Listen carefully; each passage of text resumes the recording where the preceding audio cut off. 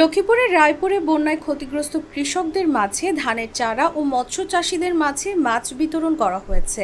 এছাড়া ক্ষতিগ্রস্ত শতাধিক পরিবারের মাঝে সার ও খাদ্যসহ মুরগি, সিমের চারা সহ বিভিন্ন সবজির বীজ বিতরণ করা হয়।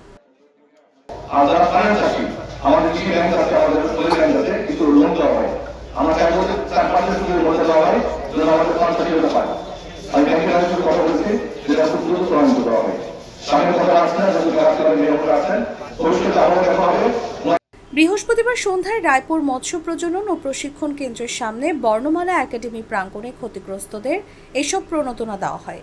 এগ্রিকালচারিস্ট অ্যাসোসিয়েশন অফ বাংলাদেশের ব্যানারে এই আয়োজন করা হয়েছে।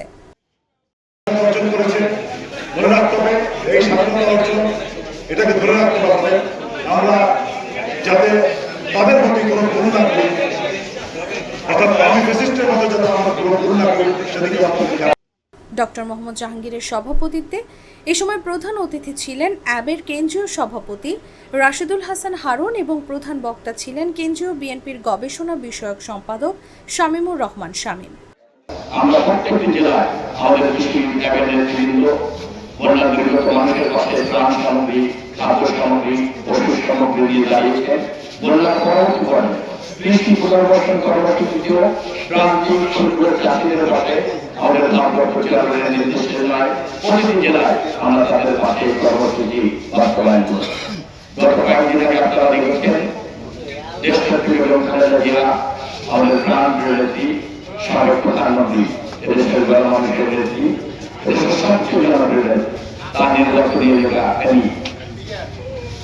আপনার পরিবারী পরশুরাম সাগরায়া দুঃখ কৃষকদের মাঝে আমরা কৃষি সামগ্রী বিতরণ করেছি।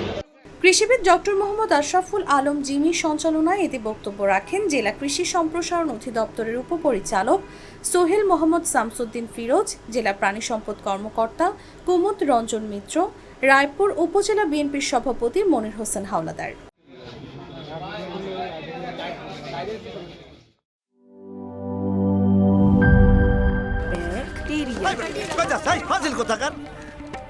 দেখছেন ভিক্টোরিয়া ভিলাকে ব্যাকটেরিয়া ভিলা বানায় ফেলেছে। বলবেই তো, আপনি তো বাড়িতে ব্যাকটেরিয়ার চাষ করেন আর বাড়ির সবাই মিলে তাই খান।